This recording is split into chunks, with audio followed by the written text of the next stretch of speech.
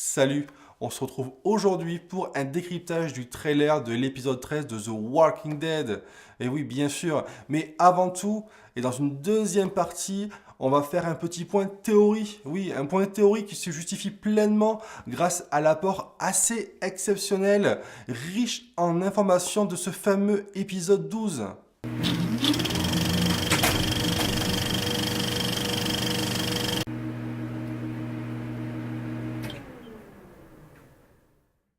Un épisode 13 intitulé Do Not Send Us Astray, qui je pense peut vouloir dire ne nous égarons pas de notre chemin, de notre destinée, de ce que nous avons décidé. Le gros morceau de l'épisode semble vraiment se dérouler à la Hilltop Company, où nous verrons un affrontement, une rixe entre les sauveurs Made in Simon et notre petit groupe mené par Maggie. Maggie qui se nomme justement elle-même The Widow, la veuve, hein, un peu comme un surnom pour impressionner son adversaire. Hein. On voit qu'elle tient son rôle à cœur et qu'elle commence à prendre vraiment de l'ampleur et de l'épaisseur, tant au niveau de son leadership que dans la série. Et oui, vous le savez, Negan et Rick ne seront pas présents pour cette rixe, dans tous les cas au début, et ce seront vraiment au second couteau de se distinguer. Et là, ce sera vraiment voilà, le show de Simon et de Maggie. Et nous allons, je pense, voir le dénouement des prisonniers sauveurs présents à la Hilltop hein, et leur utilisation que Maggie va en faire. Va-t-elle simplement les tuer? Va-t-elle plutôt s'en servir comme monnaie d'échange auprès de Simon pour arrêter les hostilités? Ou bien, finalement, vont-ils se rallier tout simplement à Maggie et combattre leur ancien groupe, les Sauveurs? Un affrontement donc en grande échelle avec l'implication de beaucoup de personnages à l'écran, beaucoup de gunfights, et on va voir si les progrès de la série par rapport à la partie 1 seront fructueux. Parce que généralement, les scènes d'action comme cela à grande échelle dans The Walking Dead sont totalement ratées. Donc voilà, on y croit, on y croit. Et n'oublions pas l'impact de ces armes non létales imprégnées de viscères et de sang de Walker qui pourraient jouer un rôle prépondérant dans le sens où elles pourraient infecter énormément de personnages, en particulier secondaires, que l'on verrait justement mourir à petit feu dans les 1, 2 ou 3 prochains épisodes. Hein. Et dans un autre extrait, on retrouve Morgan en proie à des hallucinations, hein, où il revoit Gavin, hein, qui justement l'accuse de ne pas l'avoir tué et d'avoir laissé cela au pauvre petit Henry. Et oui, Morgan est toujours torturé, a toujours des problèmes psychologiques et sombre de plus en plus dans la folie. Hein. On sent peut-être vraiment que les showrunners, voilà, petit à petit, installent une intrigue un peu bancale, je trouve, où il lui trouve une porte de sortie pour qu'il rejoigne la série Fear the Walking Dead, au moins temporairement. Hein. Des petits détails à retrouver dans cet épisode. On va retrouver Jésus, hein, qui était absent des débats depuis le début et la reprise de cette partie 2. Hein, donc ça, c'est un bon point positif, même s'il est assez décevant jusqu'à maintenant. On va retrouver un petit Henry hein, qui se prépare pour la guerre et qui se présente vraiment en mini-Carl, hein, comme Carl l'était en saison 3, hein, dès lors qu'il avait tué sa mère. Il est en mode warrior, je peux tuer qui je veux, quand je veux, où je veux, ça me fait rien. Moi, je suis un gros malade, ça me dérange pas. Et bien sûr, on va retrouver Dwight, et c'est peut-être la chose la plus importante, l'ambivalence de Dwight dans ce conflit. Que va-t-il faire? Que va-t-il se passer? Comment va-t-il se comporter? Ce sont tant de questions qui m'intéressent particulièrement. Hein. Dwight est ultra intéressant. Et un dernier élément sur Dwight, vous le savez, Daryl a justement récupéré sa veste, hein, celle avec des ailes dans le dos, sans manches, hein, que Dwight portait depuis plusieurs épisodes, plusieurs saisons même. Je ne sais pas si l'idée sera exploitée par le showrunner, mais dans la logique des choses, on peut clairement imaginer que les sauveurs ou Simon se rendent compte que Daryl porte cette veste. Hein, cela donc pourrait clairement incriminer Dwight. Sans transition, je vais aborder la partie la plus intéressante de cette vidéo. Et oui, une partie théorie donc, hein, où je vais non pas commencer par l'événement le plus important de l'épisode 12, mais simplement par l'élément le plus surprenant, et la capture de Negan par Jadis. Hein. Bon, vous le savez, énorme facilité scénaristique, mais beaucoup de questions vont se poser, et ce duo risque d'être vraiment explosif et intéressant à suivre. Même si Jadis devient un électron libre, un personnage assez imprévisible et difficile à cerner, il va de soi que Negan ne mourra pas par sa main. Mais elle pourrait donc très bien se diriger vers la décharge où justement son groupe a péri, hein, et faire vivre exactement la même chose à Negan, c'est-à-dire le faire passer dans le hachoir et le transformer en pâté de Negan. Si tel est le cas, j'espère que Negan se fera entendre et clamera son innocence, là où lui s'est fait complètement berner par son second.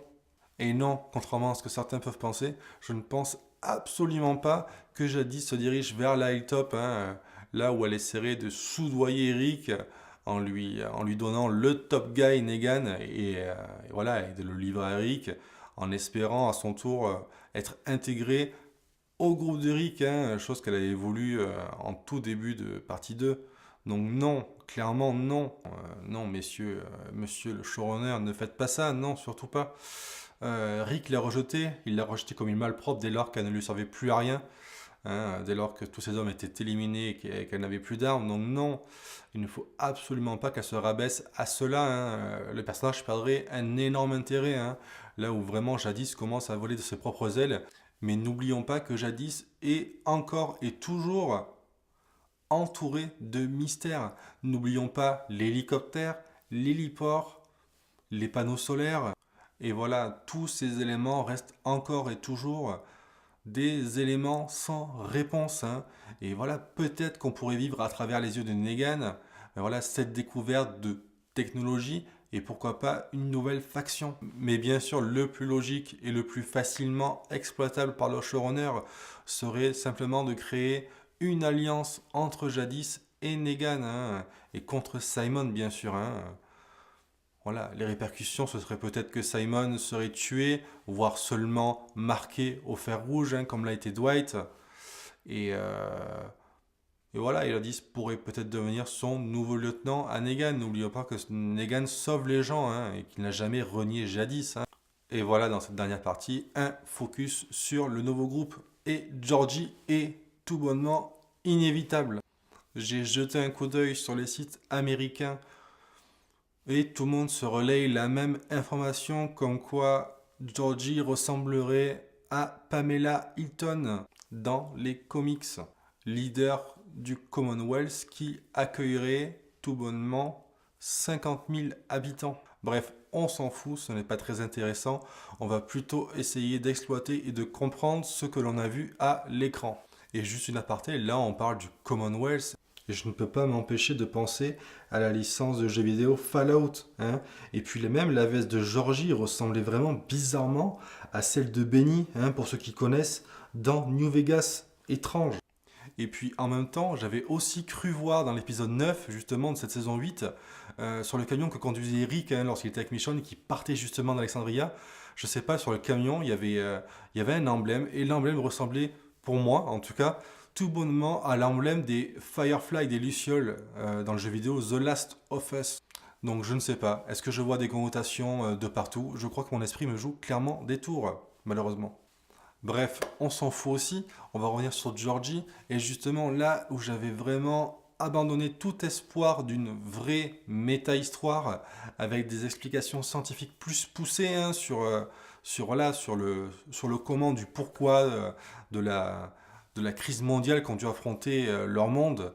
Voilà, avoir un petit peu d'explication, et ne serait-ce même que d'avoir pu voir des institutions, des gouvernements, en l'occurrence là c'est le gouvernement américain qui nous concerne dans la série, voilà, face à tout ce phénomène, à ce raz-de-marée. Et donc peut-être, je dis bien peut-être, que Georgie serait finalement le leader ou bien seulement simple émissaire d'une institution, d'un gouvernement, ou en tout cas les vestiges d'un gouvernement ou institution qui aurait existé avant la crise mondiale, ce qui ouvrirait vraiment des perspectives énormes pour la suite de la série. Donc sa mission pour ce gouvernement hypothétique serait donc de faire prospérer et rééduquer les futures civilisations. Et ce n'est pas anodin que son troc tourne autour de produits culturels, hein, tels que des disques musicaux. Cela renforce clairement l'idée que sa communauté est très très stable, hein, d'une stabilité hors norme, voire même atypique, hein. On peut donc très facilement imaginer que l'hélicoptère aperçu par Rick dans la partie 1 serait évidemment lié à cette nouvelle communauté, hein, et que vraiment l'hélicoptère était là pour faire de leur reconnaissance, pour survoler une zone géographique et trouver des colonies existantes, hein. Et voilà, et justement, et dès lors qu'ils verraient une colonie avec un bon potentiel, et comme ce fut le cas dans cet épisode-là, il se permettrait justement de les approcher de vive voix. Et pour terminer sur la rencontre entre Maggie et Georgie et ses deux petites copines, ça paraissait vraiment irréel, hein, mais pas négativement, je dis ça. Hein, voilà, c'était tout bonnement juste assez incroyable, hein, et atypique, dans le sens où toutes trois, elles dégageaient vraiment beaucoup de naturel et de tranquillité, hein. Donc, à moins que tout du long, elles aient été protégées par un système de sécurité, voire on peut imaginer ce qu'on veut, des snipers, hein, qui étaient hors champ, mais si c'est pas le cas, elles sont juste sacrément idéalistes, humanistes et hyper optimistes, hein. C'est juste dingue et en total décalage avec le reste de la série. C'est vraiment saisissant.